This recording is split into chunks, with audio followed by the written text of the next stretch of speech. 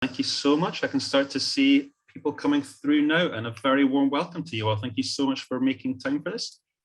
We'll give people another minute or so, any latecomers, just a minute or so to come through, and then we'll get started. But we really appreciate you all being here to talk a little bit about a really important issue of accessibility in rail. Thank you so much for attending today. I was going to say actually to the panel that we've got a bit of an international flavour to the people coming through. We've had people from the Netherlands coming through to sign up for this webinar. We've also people coming signing up from Australia, which I think is incredibly impressive. So people clearly, 6 coffees in, trying to stay up and waiting for this. So thank you all so much for being here. And that's 1:33, so we'll get started now. As I say, you're all more than welcome to the Wordnerds Third Level Insight webinar. My name is Steve. I'm one of the co-founders at Wordnerds. I'm a recovering linguist, and over the next few months, we're going to be looking at a wide range of different aspects of customer service and trying to use the Wordnerds platform to get a better understanding of the needs of passengers and how you can go about understanding those issues and measuring them and actioning them. And I'm absolutely delighted that we're starting with arguably the most important customer service challenge, which is making rail accessible to all. As many of you know, we put together a report in this area, and supporting in that report, working in that report, has been humbling and at times shocking and at times inspiring. And we have an extraordinary panel with us today, very much on the inspiring side of things, to take us through this pivotal issue. And I'm really looking forward to learning from them today. But first, I'd like to introduce Joanne Hutchison, who is the principal author of the report and who is also going to be gathering questions from you all today. We want you to get as much as possible out of the next hour, so please do take advantage of the chat, ask your burning questions on the subject of accessibility and how it interacts with customer service. So please do pass your questions on to Joanne. Thank you so much for that, Joanne. So we're going to be looking over the next hour at how we came to the conclusions in the report, how we were able to draw those conclusions using the Wordnerds platform, and then get into a real discussion on how we can make all aspects of rail travel more accessible, and get advice from our expert panel, who I'm delighted to introduce now. So first of all, it's my pleasure to welcome Natasha Marsay, who is the Accessibility and Integration Manager at TransPennine Express. Amongst quite a broad portfolio, including transport integration and volunteer management, Natasha spearheads new initiatives to enhance the experience of customers with accessibility needs. Natasha, thank you so much for being here. Thanks. It's exciting to be here. Wonderful to have you. Thank you so much for coming along. Up next, we have Charlie Woodhead, who is the Accessibility and Inclusion Manager at LNER. Charlie leads the accessibility strategy, managing the customer experience and legal compliance, as well as working cross-industry to deliver consistent change in accessibility and diversity for customers. Charlie, thank you so much for being here. Likewise, great to be here. Hello, everyone. According to your Twitter bio, Charlie, you're a big Labrador fan as well, so you're more than welcome in the Wordnerds crew. We have massive numbers of office dogs running around all over the place. So, very jealous. Thank you for being here. And finally, I'm delighted to say that we also have Tony Jennings with us. Tony is an equality and disability rights campaigner, co-chair of the Avanti Accessibility Panel and a member of the Northern Access User Group. One of the principal voices in the campaign for level boarding. We're also enormously grateful to Tony for providing us with a really inspiring and energizing open letter, which is in the report, where he argues that not only is a fully inclusive railway possible, but that it benefits everyone. Tony, thank you so much for being here. Thank you. A tiny bit of background about me.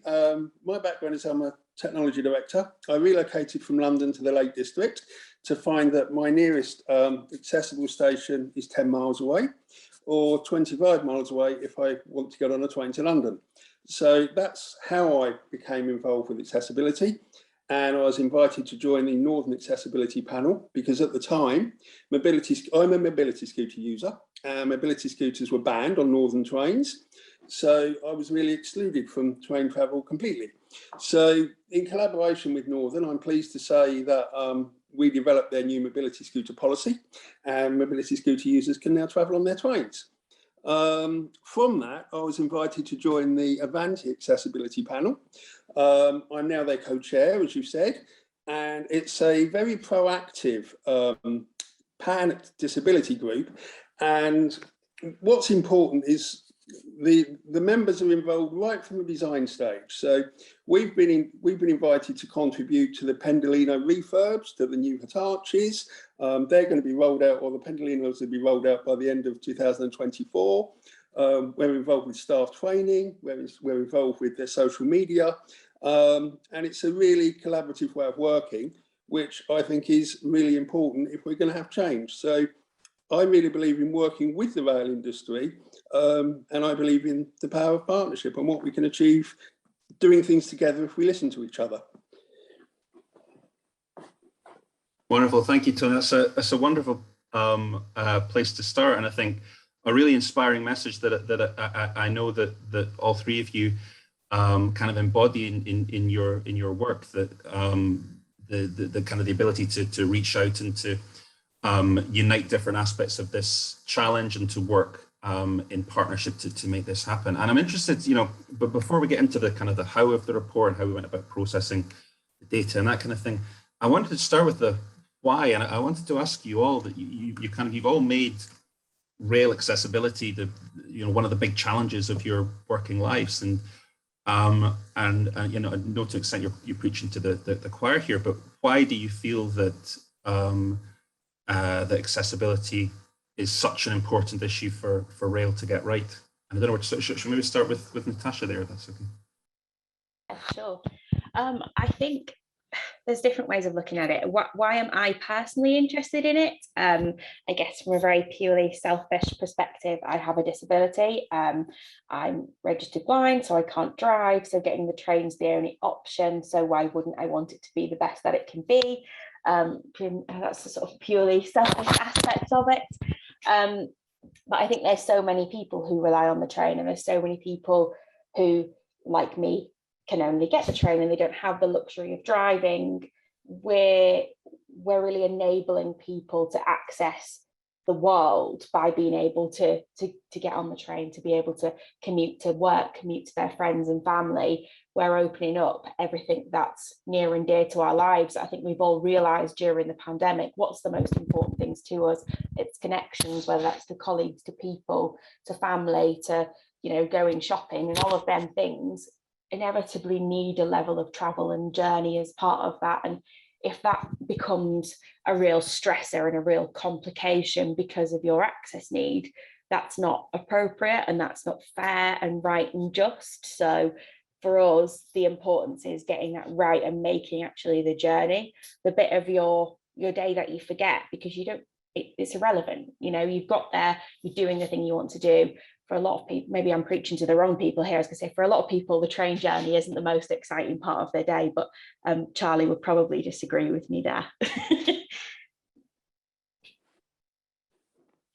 I'm going to say I equally am a little bit selfish driven, as I'm partially sighted, so I'm also a disabled person as well, so there's a little bit of self bias in there, but as Natasha alluded to, I'm also a train geek, so actually obviously the train journey is the most exciting part of my day, but equally I had an amazing opportunity with my role in that it didn't exist before I took it on, so it was very new. Being honest, the industry and society in general hasn't really taken this area hugely seriously until the last 5-10 years. It's been a long way coming, but we're finally starting to get some real attention. So I was given almost a clean slate opportunity. I had to come in and, you know, look at where did we need to change things. So I'm sure I was very unpopular in my first few weeks going around telling everyone what they were doing wrong. But actually it was a brilliant opportunity to come and go, actually, how can we really make a difference and not just tick boxes? It's so many areas you just do stuff because it's all about money. It's all about there's no human in it, and actually this area is all about people and treating people with respect, which shouldn't be a goal. It should just happen. So I love that about my job, that actually when everyone else is kind of fighting to get stuff done because it's the most commercially viable, it's the most revenue, my business, and I'm very lucky with my business, are much more focused on, yes, obviously we'd quite like to make money. It does help, someone's got to pay the bills, but we want to make rail travel not just possible but enjoyable. And okay, maybe it's not the most exciting part of everyone's day, but it shouldn't be something that you dread. It might be physically possible for you, but you might not enjoy it, and not because you don't like trains, but because you never know what's going to happen.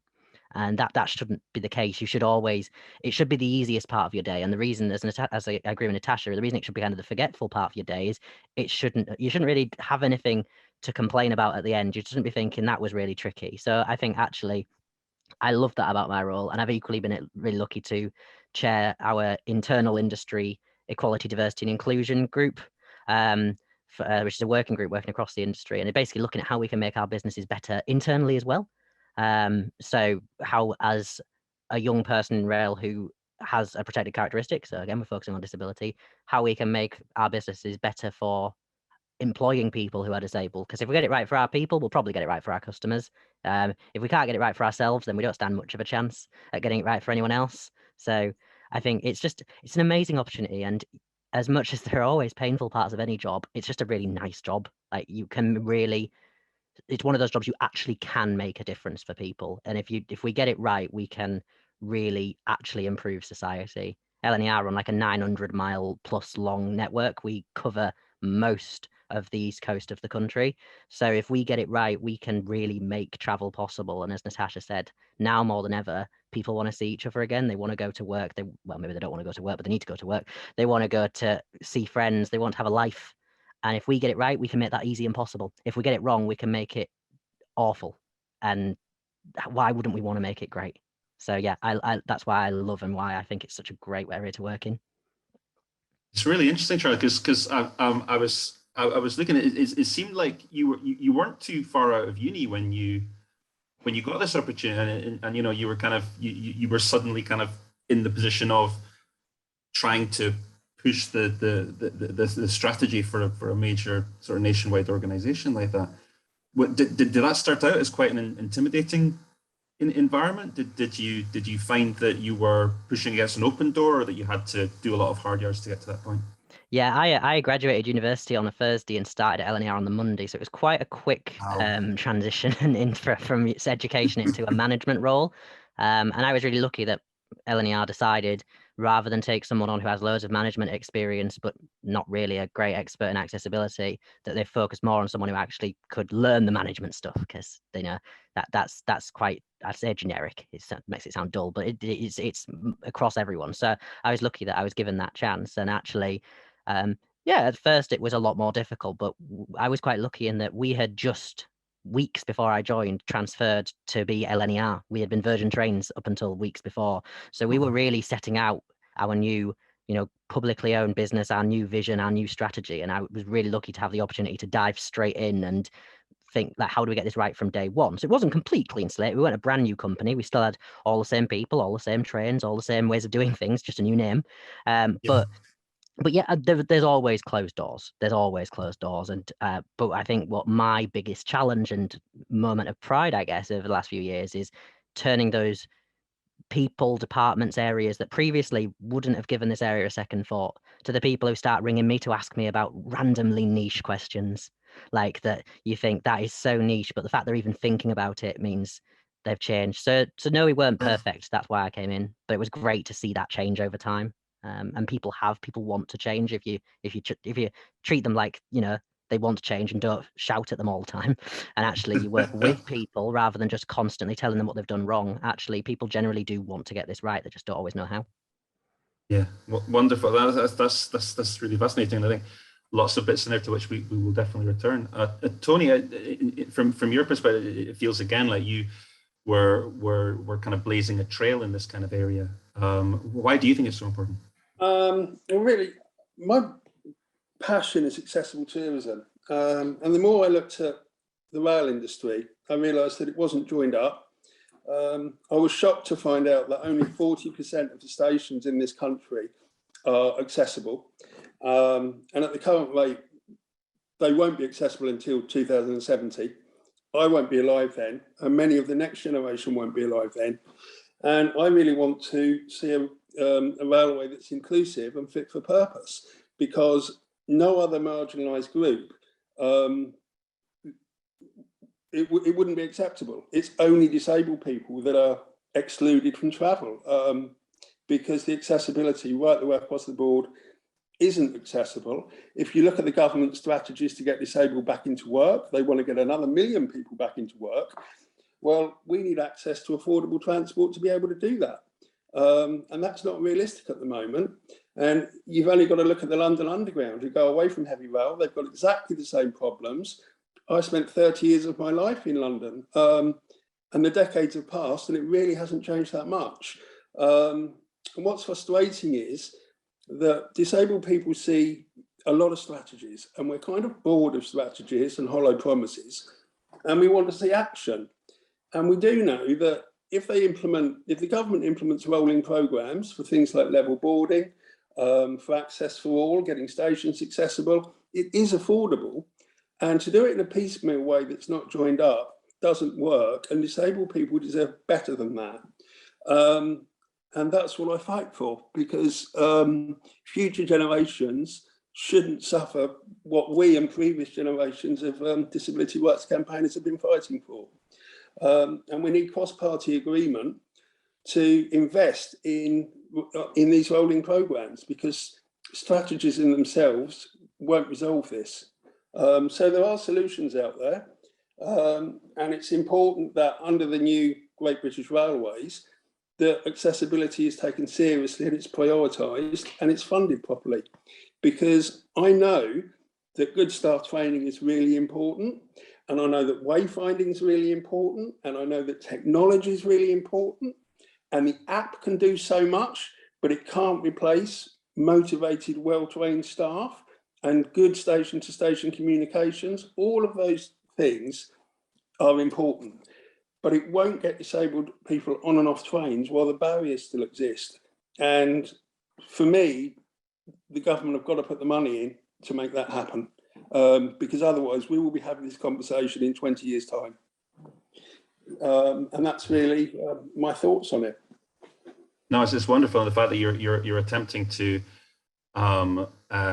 ensure that the next generation of people with accessibility needs do not have to go through what you had to go through in order to make this happen is really inspiring. I think the point you make as well, I do want to get on to the report and how we get it, but I think you raised a couple of really interesting things there. The report, one of the things that it looks at particularly, and I guess it's a question for Natasha, is particularly around TPEs, where it seemed like one of the areas where there was a lot of positivity was around the staff. We found that particularly to be the case in both actually LNER and TPE, but with TPE, particularly with neurodivergent people, there was there was a lot of gratitude around how they had been treated in a sensitive way by TPE staff. And I was wondering, Natasha, are there kind of specific kind of training and recruitment and things that you go through at TPE to help your staff to give people to be able to fulfill the needs of people like that? Yeah, it's a really nice thing to see, actually. It's nice to, a lot in this job you hear about things that go wrong, so it's nice to read this report and read, how welcoming the staff were and how that's really helped people. Like all train operators, we trained all of our staff in disability and equality, and that's sort of a refresher course that they'll do every 2 years as well. And we've sort of built that course with customers and with professionals. So we've worked with, different charities, whether that be RNIB and Guide Dogs for Sight Loss, or Scope, or Muscular Dystrophy UK. We've worked with professionals from different bodies, and then we've worked with customers who are actually experiencing our staff on the daily. Say, what do you need them to learn? What would you want them to hear about and change differently? So yeah, it's something that we've really built into that training and made sure that it does cover lots of different access needs and lots of different requirements, and look at language and how we're going to support our customers that way, not just, thinking of the obvious, how do you deploy a ramp, how do you do this? It's actually how do we interact with our customers? And then we're sort of taking that to the next level with our social media team, who are actually on this call. So big shout out to Lewis and his new recruit gang. They're going to be going through the course looking specifically at language and how we speak to our customers digitally, to make sure that we're using the right words and that we're framing questions correctly to get the right information out of people, and that we're creating articles in the right way, or we want to be in that position where we're giving people what they need in the way that they need it. That's wonderful, great, and yeah, shout out to the TPE social media lot, who I think are on the call. So that's great to see, and I think social media is it is a really interesting area as well, I guess, for the it's a sort of not particularly new anymore, but a newer frontier of how the of interaction with customers of all kinds, but particularly with accessibility needs. Charlie, you've obviously had a huge amount of a role to play in training at LNER. If you had a new kind of a new train manager without any accessibility needs themselves, what are the kind of the key things that you think need to be imparted? What are the key takeaways? If you could only say one thing to them, what would be the key takeaways that you'd want them to have in their head as they're interacting with people with accessibility needs? I think simply that people with accessibility needs are still just people. They want the same things. They're trained to be on time. They want the catering to be exactly the same. They don't want anything special. They don't want anything beyond. They just want what everyone else gets. And if there's a reason that that's not possible, they want us to just fix it. That it really is quite simple. And actually, what in terms of what we want our teams to take away when they're actually down on the ground, there is loads of stuff. Our training is extensive, and we've used the opportunity of refresher training to go way beyond just ticking boxes and to make sure it's of use. But actually, our training is all themed around one really simple principle, which is you only ever have to ask a customer one question to know what they need, which is, how can I help? You don't need to decide for them. You don't need to know what their personal medical history is. It's none of your business. You don't need to know their life story. You just need to ask them what help, if any, that they need from you.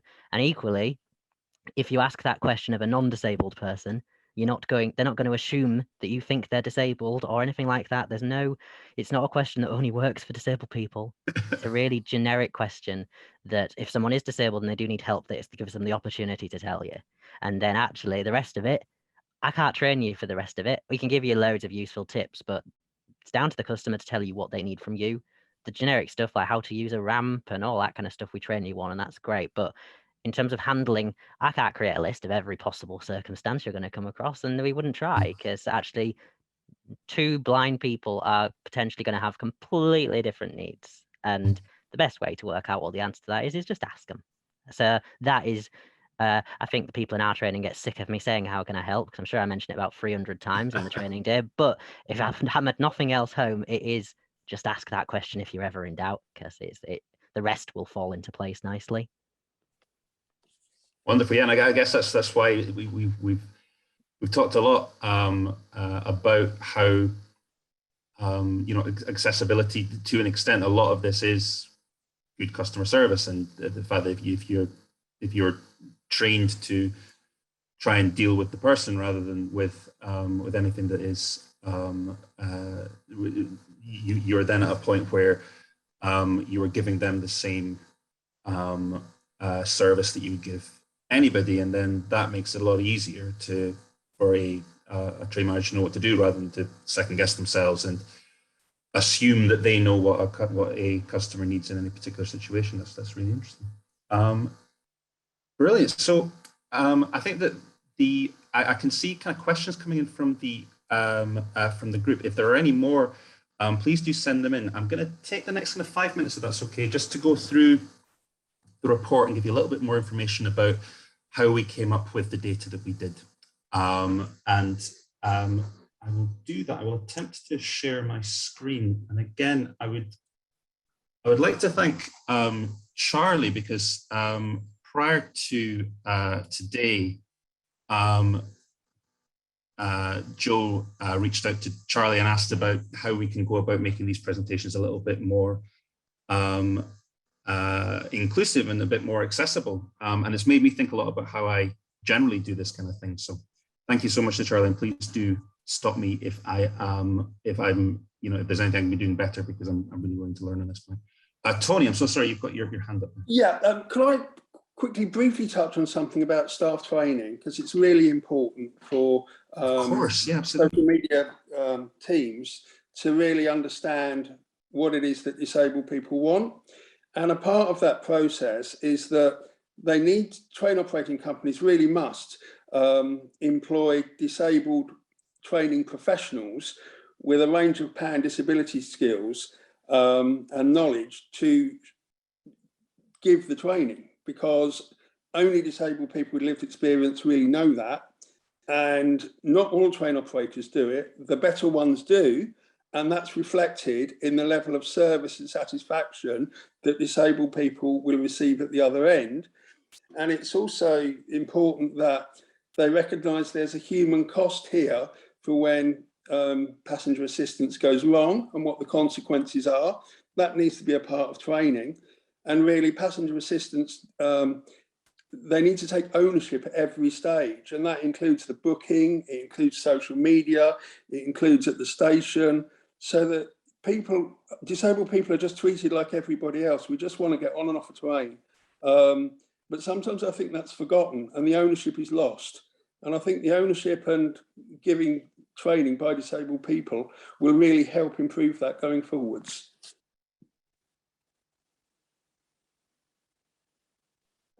Absolutely, Tony. Thank you so much for that. That's I think the ownership, and it's very kind of it's a very affecting thing to think about, the extent to which I'm somebody with no accessibility needs, and I do sleepwalk through that process. I'm on autopilot from the moment I get to the station to the moment I get off at the other end, because it's all already prepared for me and already and so that kind of understanding is really powerful. So thank you so much for that. So yeah, so just very briefly, I'm going to just quickly share a little bit more about the report, and then we'll go into some questions from the audience, because I can see them kind of coming in. So please do send more through, and Joe, if you select the best, that would be great. I will just very quickly share my screen now. So we are now, yeah, I think we're screen shared. So I am unveiling the Wordnerds branding, which is a strange orange cityscape with a robot walking through the middle of it. And I'm actually in the robot there. I'm the ridiculously tall one, bent double in the robot, along with my co-founder, Pete.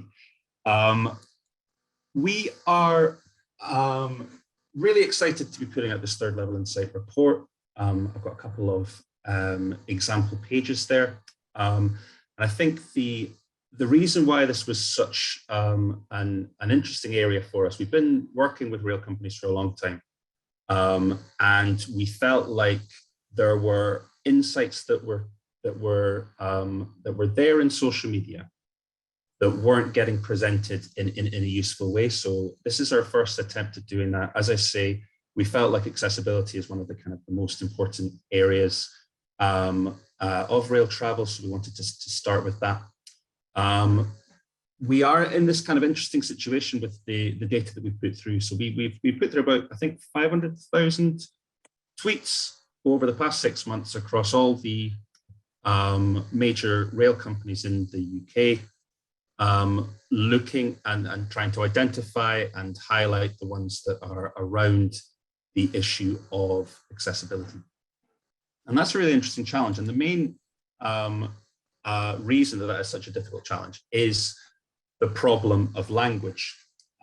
We're big GIF fans at Wordnerds, so that is Mary Poppins there, saying, "I'm sure I haven't the faintest idea what you're talking about." And the problem with language is that it is nebulous and confusing. It is a young person will use it in an entirely different way to an older person. It is colloquial. People in the north use it completely differently from people in the south. It's sarcastic. Numbers, which is generally where big data comes, are very rarely sarcastic. It's don't even get me started on the spelling. And this all kind of boils down to the fact that no word in the English language has just one meaning. All words are polysemous. They all have more than one meaning. And conversely, there are any number of ways of saying the same thing. You can make exactly the same point and use completely different words. And so what we're trying to do, obviously, is in this example, I've got a page here on the making a booking part of the report, where you see we have, we look at topics around deaf and hearing impaired, visually impaired, neurodivergent, invisible disability, wheelchair passengers, to try and break down where those issues are happening. And then we look at issues around seat reservations and value for money and the website, and trying to identify where those challenges are the biggest. And this is a really kind of difficult area because, as I said, there are any number of ways for somebody to either describe themselves as belonging to one of those groups or describing the act of booking a seat. So what we've attempted to do is to find a way of bringing together groups, not by the words that they use, but by what they mean, by the meaning of the language that they use. I'm now going to show you how we do this. I'm going to train an artificial intelligence. Hopefully, you'll see we've got Stephen Colbert there with his fingers crossed, because this is obviously in live demos are always a bit of a fingers crossed situation. But I'm going to show you now just how we go about how we've built a platform so that somebody with no training, no technical expertise can train their own artificial intelligence to look for something that they're interested in. Now,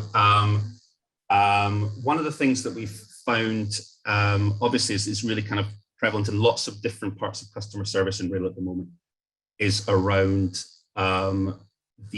around crowding on trains. That's something that is particularly an accessibility issue, but also particularly in post-COVID is a general issue for customers as well. So that's one thing that we wanted to look for. So I'm going to train what we call a context theme to look for issues with crowding on, this is data around trams, but similar to public transport. So all I'm going to do is the system is, I'm now on the Wordnerds platform. I've been asked by the platform to give an example of what I'm looking for. So I'm now going to type in the tram was crowded, giving it kind of an example of the sort of thing that I'm looking for. And then I'm going to click on the Go button. What the system is, and there's now a loading screen, what the system is now doing is it's taking lots and lots and lots of tweets. It is running them through this big neural network that looks for all kinds of different patterns in the data. And then it pulls out the things that were the most similar to the example that I put in. There's a scatter graph that shows the breadth of where this Twitter data landed. So across all those different metrics, what are the tweets that are the most similar to the one that I just put in, the tram was crowded. Down the right-hand side, there's a list of sentences that have come from that data and that the system thinks are similar to to what I put in, the tram was crowded. And you can see it says, I'm on a packed tram with lots of people. The tram is packed. I didn't give it the word packed, it found that by himself. The train is dangerously busy is the next example. The tram is now more full than previous. You can see these are other ways of saying the tram was crowded using different language. If we go to the next page, you'll see that there's ones that are even more kind of, there are more than 66 people easily on this tram. Now that is about tram crowding, but there's no word in there, nothing, no keyword that you could say, well, this is about crowding. It's just purely that combination of words in that order have a similar meaning to crowding. Similarly, single tram at rush hour isn't acceptable. That isn't a question about crowded trams, but it is not using any specific language that says it is, just the way in which that language moves together. And that is the kind of I think the wonderful thing about language, and why in amongst these train geeks, I'm a language geek, is that all of the power and the emotion, the sentiment, the beauty of language comes not from the way in which, not from the individual words, but from the way in which those words interact with one another. So we're using all those other layers of language to get to the point where we can group things and categorize them based not just on what the customer, on the words the customer used, but on what they actually meant. And that allows us to create actionable insight, which is specific and measurable. And that's all I want to say about that. I think I wanted to give you a sense before we go into a bit more depth on the report, why we feel like the report has this, where we kind of got these ideas from.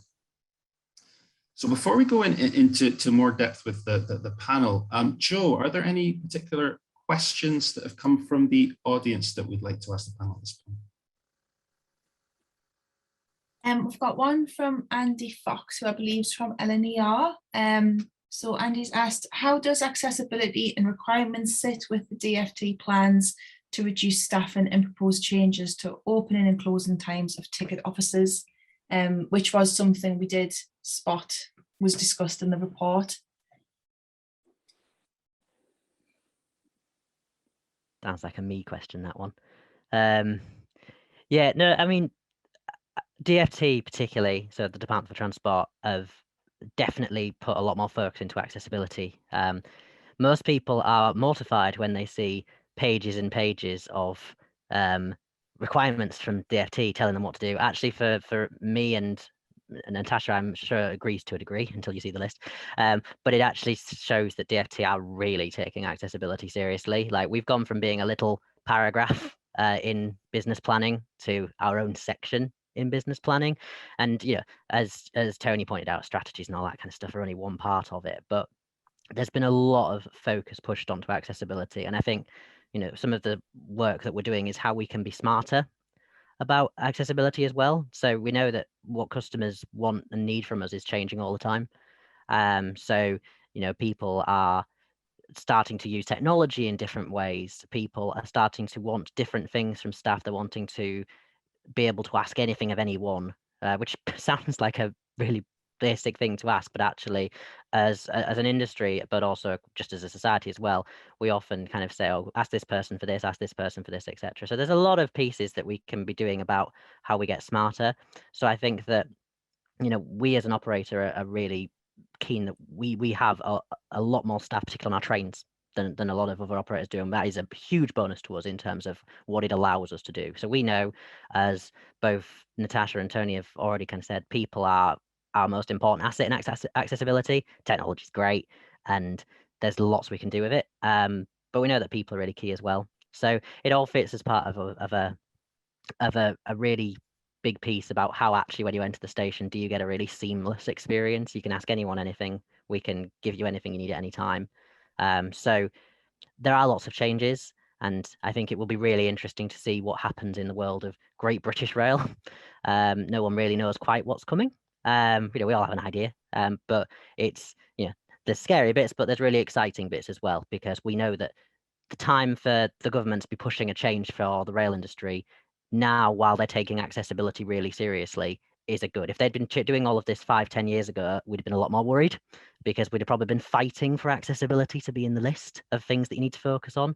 I think actually we now feel, I hope DfT feel like they're pushing an open door with us now when they come with accessibility things, because we actually want them. We want more things. We want more things built into the business objectives. So yes, we want you to tell us to do this stuff, because it gives us the ability to get the buy-in rather than us trying to beg for money left, right, and centre. So I think it will be really interesting to see how it all fits together as a wider piece. So as a roundabout answer, I think lots of things are changing, but we are really keeping customers at the heart of it. So we just need to keep flexible, and we need to keep thinking about what is it customers actually want from us. That's the, let's try not to decide for them. Let's ask them what they want a lot of the time. So it's a roundabout answer, but yeah, I hope that somewhat answers it. No, that's really interesting. And I guess to your point earlier, Charlie, about the bringing together of the fact that most people in the organization, their focus is quite rightly on profit and on making money and doing that. I guess that this kind of regulation brings those two things together, because actually the most probable thing to do is to properly develop these things, which I think is really interesting. Sorry, Tony, do you want? Yeah, so with the DFT, from a disabled person's perspective, I would like to see more accountability when it comes to accessibility. And I'll give you 2 examples of things that are happening right now.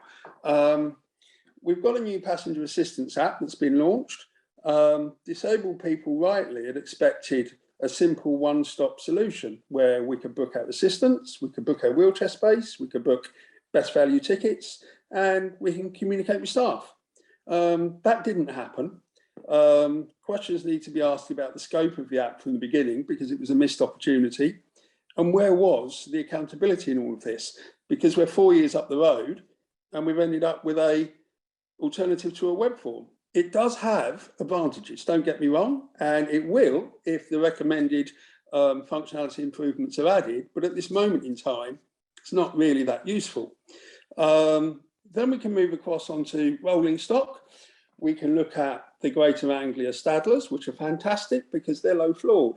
They've got retractable gap fillers, so at some stations, they will enable level boarding. But because they didn't include Network Rail didn't include the architecture and modify the platform heights to the UK standard, wheelchair users don't know which stations on that route will enable level boarding. So how can we plan our journeys and know when we can get off of trains? So the disabled community go to Greater Anglia and say, can you produce an accessibility route map, please? So we know where we need assistance and where we won't. And they won't provide one. So where we're going forwards, inclusion and accessibility and reasonable adjustments have to sit right at the middle of this, because it's no good ordering new trains. The Stadlers are a great example if they did what Marsay Rail are doing, which is low floored trains with the infrastructure. Otherwise, we're bolting in inaccessibility for the next 3 decades, because when train operators buy trains that aren't low floored, which is what most of them are doing and have done, you're not going to get level boarding onto trains. So the DFT need to be specifying low floored trains going forwards. Otherwise, we're still going to end up with wheelchair users, for example, not being able to travel independently. Now, we all love passenger assistance, but I'd love barrier-free travel even more, where I can just get on and off the trains on my own. So I think there's more to it than that, and it's much more complex, and it needs more accountability, and it needs to be more joined up. Absolutely, and I think it's really interesting the communication stuff that you described as well, because I think in the report one of the things that we definitely noticed was a lot of people going, we know that lifts break, we know that we don't, but the problem is if you turn up to a station and you don't know that the lift is broken, then that and there's no specific kind of single point of information where you can find that information, and it feels like communication is something that definitely kind of came up in the report. Natasha, do you feel like, do you have any kind of guiding principles at TPE around how you go about communicating these kind of issues, and what are the kind of the best practice, do you think, around that kind of helping to make that process more seamless for customers? I think communication, and I'm sure Charlie would agree, communication is something we all need to get better at, and maybe not communication, but transparency, and actually what are we doing in the background, and actually how long do these things take? It's sometimes easy to say, oh, I think we should have this, and I think we should have that, but these things are harder to deliver than they maybe sound. So if we can communicate that with customers, it's always going to be better. We definitely have a few different mechanisms of ways to do that. We've got customer panels and professional panels where we can speak to customers and professionals about sort of what they expect from us, what they'd like to see in rail, how we can go about that. We sort of embed what they're saying into the whole industry strategic plan, which I'm sure people on this call know about sort of already, and how that's going to impact the future of rail, and it's important to gather customer opinions in that as well. And then actually, how do we just communicate what we're doing to customers? So I know this report's talked about sort of Avanti's approach with dedicated social media profiles, which is something that that Louis and his team are going to be doing in TP as well. So we're going to have them avenues to share that information with customers. And then I guess it's just thinking of actually how do we reach out to the customers who maybe aren't digitally inclined. So that's the next barrier, I guess, of how do we then get in contact with that 40% of disabled people who aren't digitally connected. So I guess that's the next thing for the industry to actually work on of how we communicate that. That's such an interesting area. Joe, do we have any more questions? I'm seeing the chat kind of light up again. So are there any other questions you'd like to bring from the floor at this point? Yeah, we've got a great one from Anthony at GTR. He says, great discussion. Agree totally that ownership and understanding impacts of assistance failures is key to reducing them. Delivering on accessible railway relies on support teams, probably every department playing their part and not just frontline teams. And then specifically, is there any good examples on how this is tackled? And I know some examples have been given already. Happy to answer that one. Thanks, Anthony, and spot on. And we obviously agree on all of this stuff. And actually, I think an example you mentioned there and something we're working on is about, we would love for assistance to 100% of the time work. And that's our goal, is we never want it to fail. But we also need to be realistic that occasionally it does. And we can't just pretend it's never going to happen, no matter how perfect we make the system. It's, trains are late. We don't ever want them to be late, but they're late. And in the same way, sometimes assistance doesn't always go to plan, and nobody wants that. And we've let someone down when that happens, but it happens. And, we, especially when disruption hits us.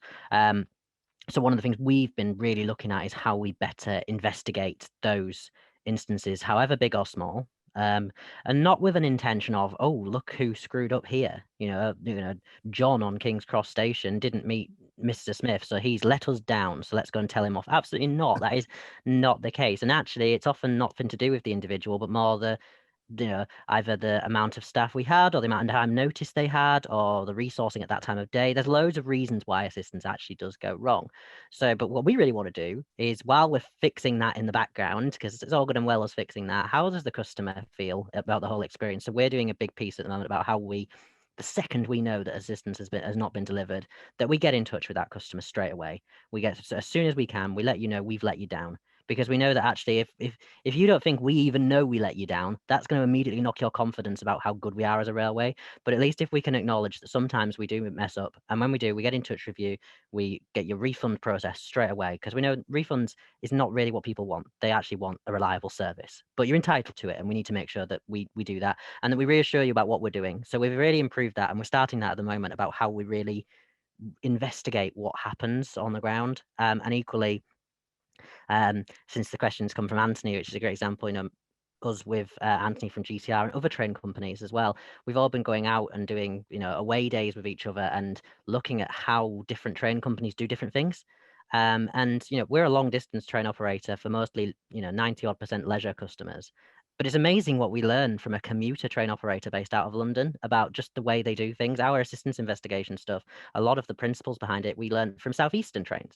There's some stuff we learned just by visiting them, and some really simple things that we're like, why aren't we doing that? So, we're really lucky that with accessibility the way it is, every train company has either a dedicated accessibility lead or someone who has it as part of their role, which means we're all going and doing things. We're doing things at LNER that is unique to us. Natasha's doing things at TransPennine that are unique to her. But actually, accessibility isn't competitive. We're not here to, we don't want to We don't want another train company to be less accessible than us. That's not an achievement. The customer service bit, that bit we can be competitive on, and the catering and all that we can really try and be better than the others. And that's our goal. But accessibility is not a competitive area. So we all really do talk to each other on that front. And I think that there's so much best practice out there, both domestically, internationally, everywhere in different industries. We launched sunflower lanyards a few years ago at LNER, and now every train company does, and they've been so successful. And we got that from the airlines and the airports; they've done it, and so you don't have to reinvent the wheel. We've got enough of things out there that we can learn from, and sometimes there's room for great innovation. But actually, I think something that we're getting much better at as an industry is talking to each other and going, actually, it might work very specifically for that type of operation, but we could learn something from it. So I think there's so much we learn from each other, and we all talk to each other more than our own families, frankly, I think sometimes. So there's a lot to learn out there in this world. We're doing so much. It's really exciting what the next 5-10 years will bring. I would totally agree. Yeah. Sorry. Yeah, I also think that when things go wrong, it's really important that disabled people are given reassurance, and they're told that, look, we've changed your passenger assistance. You will be getting on and off that next train. If there's disruptions and there aren't accessible stations or trains aren't available, then the frontline staff are aware of the regulations, and that they will, without making a huge fuss, put on accessible taxis to get them to where they're supposed to be going. So we need to feel welcome on the railways, and we not a hindrance, because you've got to get disabled people, the same as everyone else, confident to travel and get us back on trains. And to a large extent, disabled people have busy lives, just the same as everybody else. And when we make a complaint, it takes a lot of time. Now, when you then have the same complaint over and over again, you generally then won't complain again. What disabled people don't want is compensation. They want to be listened to. We want the train operators to look at the granular data, because it's there. So when you see you've got problems on certain lines or on certain stations, have a look at that and put processes into place to stop it happening again. Because we want a more reliable passenger assist experience, and we're only going to get that if train operators start analysing the fails. Because in the main, passenger assistance is really good. I'm not here to say, oh, it's rubbish, because it isn't. It is really good. And there are loads and loads of good examples. They don't get put out on Twitter quite as much as the complaints, because Twitter's out there as a way of contacting train operators really quickly when you've got a problem. And we often feel that we've got no alternative other than to do that. And it's a good way of educating the train operating companies. And hopefully in future, they'll do a better job and people won't complain.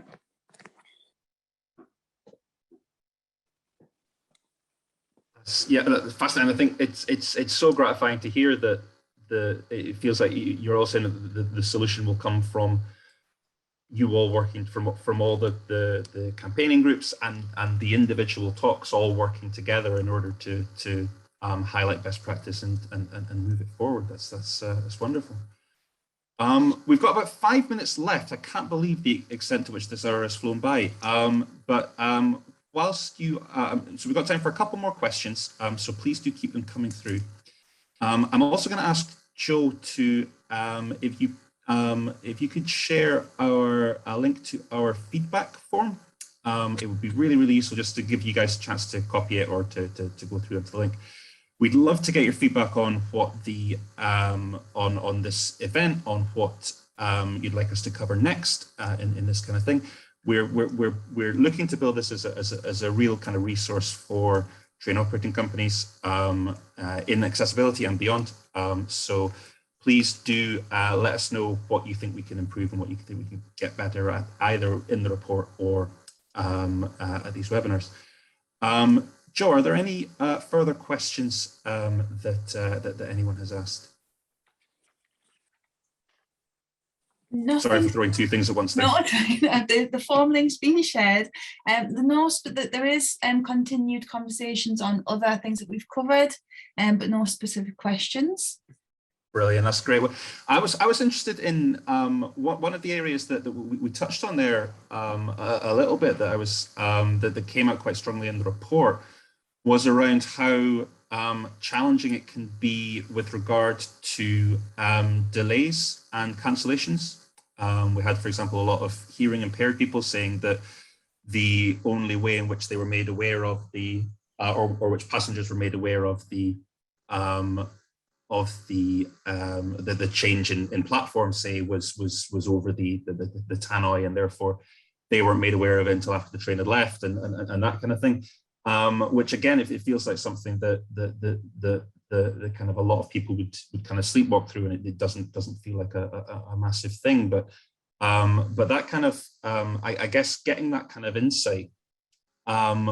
You've spoken a little bit about the about how you go about getting understanding from the communities that are affected by this stuff. Do you have best practice on how you go about learning from different groups, from different people, from people with different needs? Because, as you said, Charlie, you know, the range of needs that can be the same condition can affect is really huge.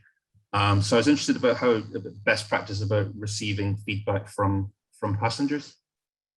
I think Natasha's kind of given a few examples of some of the ways we do that. I think, you know, we all now have customer panels which are made up more of actual customers, which sounds obvious, but like actually it's we do lots of engaging with organizations and larger groups, and there's lots of national level, but there's no substitute to just talking to the people who actually get on your trains. Like, so the customer panels, we really, you know, we put a lot of focus into them being our regular customers, the ones who always have really constructive things to tell us. We want to be shouted at. You know, we're not there to bring a group of people in a room and tell us how great we are. That achieves nothing. You know, we want people who are gonna challenge us to think outside the box. You know, so an example being, we were looking at our reservation systems over COVID, particularly, and like how we kind of ask people more and more to make reservations before they travel. And it was kind of came to attention that booking a wheelchair space on our trains is really not very easy. You've got to ring up, you've got to go through a web form and wait for someone to process it. So we listened to the customer panel. They made it very clear how difficult it was, and we took it away. And we got a business case signed off to go and solve that, to build some new functionality into our website to make it possible to book the spaces yourself, which we're working on at the moment. It's still a little way off, but we're working on it now. And that is, again, not something that is very easy to get sign off for. You know, we're asking for a lot of money to do a lot of investment to what actually is a really simple thing for customers. But because it came from genuine customer feedback, and because it was something we could literally point to and say, this is what our customers are actually telling us. And, you know, and the report reflected that as well. You know, when we look through the report, booking reservations and wheelchair spaces is a known challenge. So why are we trying to, there's sometimes great opportunities to go and do new things and think outside the box, but my job isn't to come up with random ideas that nobody's thought of before. It's to actually just do what people are asking us to do. And we do have a habit of finding a problem to fit a solution rather than a solution to fit a problem. As an industry, we tend to kind of go, this looks great, how can we use this, rather than actually let's try and develop something to fix a known problem we've got. And so generally my first question when I get pitched with something new is, what is this addressing? You know, what have customers told you that tells you we need to do this? Because otherwise, is it really worth the amount of time and money we're investing into it? And it might be, but actually a lot of the time it's, while you're doing that, there was something much more simple we could have done. So yeah, I think listening to customers directly is really important. And I think we as an organization have historically not been brilliant at it from specifically from disabled people. I think we've been good at listening in general, but we didn't have a customer panel up until recently, and we've not been great. We've been more defensive than actually dealing with what we need to do. So you said at the start of the session about language, and you know, we've taken that really seriously, and we said we've so important that we get out of disability blame culture, and that we, instead of when something goes wrong, we don't tell you what you should have done to stop it going wrong. We accept that we did something wrong and we go and fix it. And we stop saying to customers, well, if you'd booked in advance, that wouldn't have happened. That's absolute nonsense. That's not true. That's just us trying to make us feel better and saying it's someone else's fault. So I think there's so much we can do by just actually listening, and the way we speak to customers, the way we talk about disability. You know, people are disabled by us, not by their medical conditions. You know, if we made travel easy, people wouldn't be as disabled as they are when they get on our trains, because at the moment we make it more difficult. So actually how we talk to people, how we listen, and reacting rather than pushing blame actually has changed so much for us in the last few years about how we have our customer panel feel about us. I would hope they would agree, but we do really try to actually listen and act rather than just put lip service to it. Totally agree with Charlie. I think co-production is really the center of what we do, and like Charlie said, we can sit here and come up with some ideas and we think, oh, that's a good idea, that's a good idea, and then you take it to a customer panel and they'll be like, that's absolute rubbish, never use it. So why spend our time trying to come up with ideas when actually our customers have got the ideas, they've got the what would we find if it was here, it would make this easier. And why wouldn't we listen to that? It's going to save us time, it's going to save us money, and it's going to make their journeys much more accessible. So I think we're really trying to keep that at the core of what we do. We're in a sort of business planning period at the moment, and everything that we put in our business plan, that'll be signed off and endorsed by our customer panels before that ever makes it through to a funding bid, because there's no point in us asking the government for money to fund something that people don't want.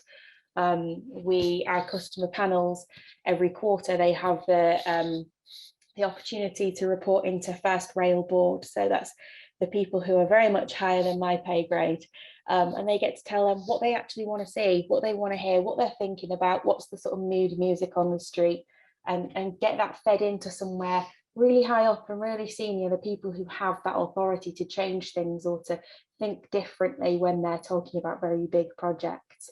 And then the other thing that we're starting to do is actually speak to customers after they've booked passenger assistance. So, post-trip surveys, how are we doing? What could we do better?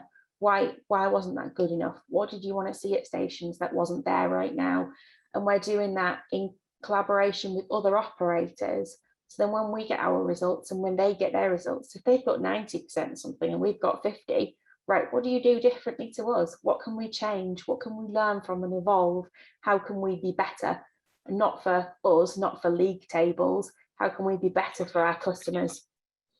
So we're really trying to be more fluid, more reactive to our customers.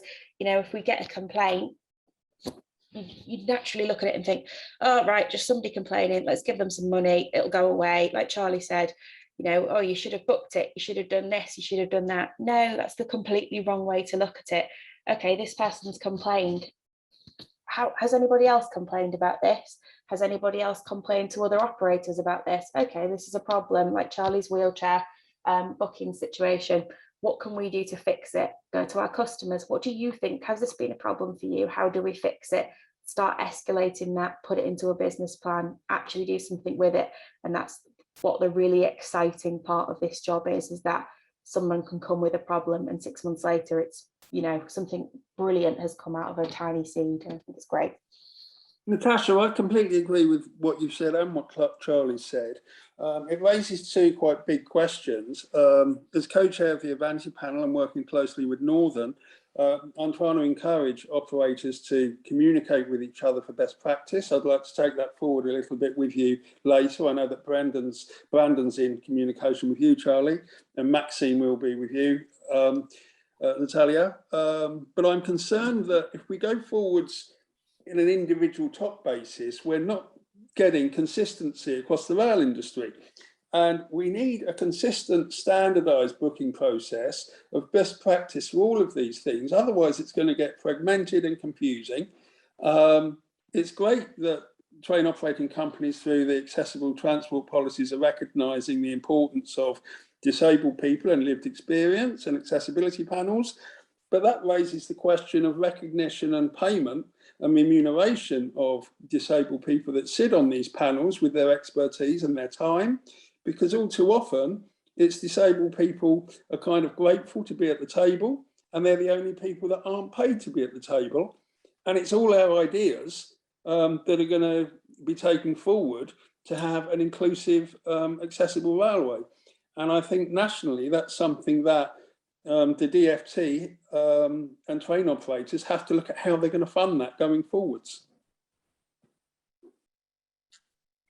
Really, really interesting. I think that the the fact that we keep coming back to this idea of not only gaining your understanding of what's happening from lived experience, but also then building the evidence base to be able to take to the hires up in the organizations and say this is something that we have to actually affect, and that can't happen without the input and the time and the support of disabled people and people with other accessibility needs. Wow. And it will exclude some really excellent disability rights campaigners and people that have got a huge amount of knowledge, because they've got mortgages to pay and children to feed just the same as everybody else. So it's quite an important point, because we're not all in the position where we can afford to do that, and you won't always get the most diverse people on your panels. So going forwards, it does need a bit of thinking about. Absolutely, thank you so much for that, Tony. I'm really conscious that we've overrun, and apologies in particular to our Australian visitors who must be absolutely dying to go to bed by now. But this has been such an interesting and valuable conversation. Does anyone have any kind of last thoughts that they'd like to leave the group with? Anything that you don't feel has been shared that you would like to mention before we sign off? I think just generally for me, and what we kind of encourage people across our business, particularly people who aren't in frontline roles, who are working behind the scenes, is educate yourselves on this stuff. I mean, we try and give loads and loads of training, and we try, but there's always more. And actually, the people who make my life easier are the people who want to get it right and learn about it and come and ask me the weird and wonderful niche questions. The level of detail that I never thought I'd be being asked about, the sizes of font and the colors of this and that kind of stuff. They're the best kind of questions, because the only people who ask them are the people who actually really care about getting it right. So actually, if you do educate yourself, if you do go away and think, okay, what are the kind of questions you need to be answering? You don't always have to know the answers, but what are the kind of questions I need to be asking, and knowing who to ask. But yeah, I think, to be honest, I think it's been summarized really nicely so far on the call. Is we've covered quite a lot, and it's great to see in general, like what's come out of the report has really helped echo a lot of things we've already been saying. So it tells us we're thinking in the right direction. It's helped us, and I think we've got the same general points that customers aren't asking for a lot. So there's so much more we can do and are doing. But it's great to see that we're heading in the right direction in terms of the stuff we're working on is matching what people are telling us they want. So no, it's been really great to be involved. So thank you for having me. Yeah, and Charlie, I must say that you're one of the better accessibility managers. It's not fair to name individual companies, but there are some really good accessibility managers out there. They're working really hard. I think sometimes in the land of Twitter, people forget there's real people behind all this, and some of that needs to be acknowledged. I'm not defending when passenger assist goes wrong, but people are trying their best, and I've met some fantastic people as a part of this process that really do want change. And one of the big problems is limited resources. When you've got train operating companies looking after 500 stations with all the new ATP enforcement regulations, and you've got 2 people doing it, it's a very big ask. And unless you're involved with it, you don't really see that side. And I think going forwards, more resourcing will have to be put into train operating companies for accessibility if we really do want to have an inclusive railway with the proper support in the back office, because I can tell you how hard people are working. Absolutely, thank you for that. I mean, I think it's a really great point to end on. I think the only way this works is if we all work on it together, and I think that it's been wonderful to hear the togetherness that's already there within the community, but also, the more that we can all do. So that's that feels like a wonderful point to leave it. I think we've lost Natasha. I think she just dropped off there. I did apologise. She sent a message. I've just pasted it in. She did let us know that she had another call scheduled bang on 1:30. So I think she didn't want to interrupt at the time. No. So she has passed on our apologies. Well, I think that's been it's been such an interesting and as I say, kind of energizing and inspiring hour. Thank you so much to Charlie Woodhead, to Tony Jennings and to Natasha Marsay for your generosity with your time and your expertise. It's been really, really interesting. Please do get in touch with us and fill in our feedback form around what other areas of customer service you think we should be looking at Wordnerds. We'd be really interested to hear your thoughts on that. And let us know what you thought of this webinar as well. We're hoping to do more of them. But in the meantime, thank you so much to our panelists. Thank you very much to Joe for marshalling today, and look forward to seeing you next time. Thank you. Thank you so much. Take care. Bye. Thank you.